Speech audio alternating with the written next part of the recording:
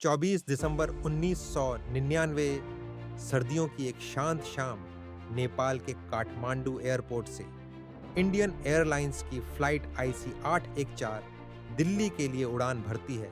सब कुछ सामान्य था, जैसा हर दिन होता है। विमान में बैठे 176 यात्रियों को जरा भी अंदाजा नहीं था कि यह सफर उनकी जिंदगी का सबसे डरावना सफर बनने वाला है। कुछ लोग अपने परिवार से मिलने जा रहे थे, कुछ छुट्टियां मनाकर लौट रहे थे और कुछ बस एक आम सफर कर रहे थे। लेकिन इसी भीड़ में 5 ऐसे लोग भी बैठे थे जो किसी और ही मकसद से उस विमान में सवार हुए थे। उनकी नज़र सिर्फ एक चीज पर थी, हाईजैक। जैसे ही विमान ने उड़ान भरी, कुछ समय तक सब कुछ सामान्य रहा, लेकिन फिर अचानक विमान के अंदर माहौल बदल गया। उन 5 लोगों ने अपने चेहरे ढक लिए और हथियार निकाल लिए। एक पल में पूरी फ्लाइट दहशत में डूब गई। लोग चिल्लाने लगे, बच्चे रोने लगे, हर तरफ डर का माहौल था। अपहरणकर्ता सीधे कॉकपिट की ओर बढ़े। उन्होंने पायलट को धमकाया और कहा कि अब यह विमान उनके आदेश से चलेगा। अब विमान पूरी तरह उनके कब्जे में था। हाईजैकर्स ने आदेश दिया कि विमान को पाकिस्तान के लाहौर ले जाया जाए।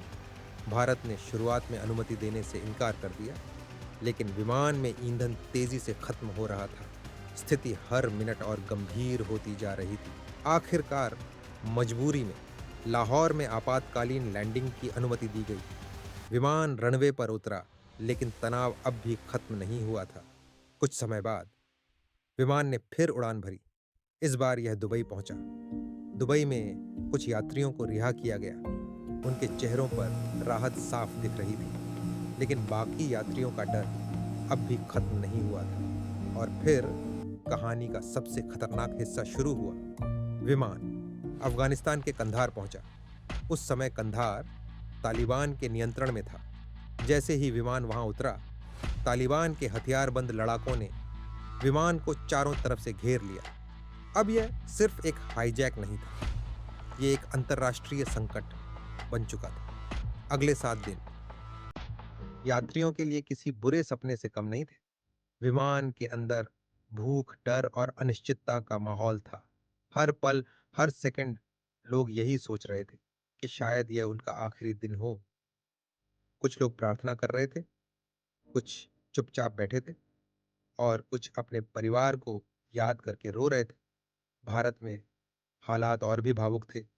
एयरपोर्ट के बाहर परिवार अपने प्रियजनों के इंतजार में खड़े थे। किसी की माँ रो रही थी, किसी का बेटा दुआ कर रहा था, किसी की पत्नी अपने पति की सलामती की उम्मीद कर रही थी। पूरा देश टीवी स्क्रीन के सामने बैठा था। हर चैनल पर सिर्फ एक ही खबर थी, आईसी 814 हाईजैक। सरकार पर दबाव लगातार बढ़ रहा था।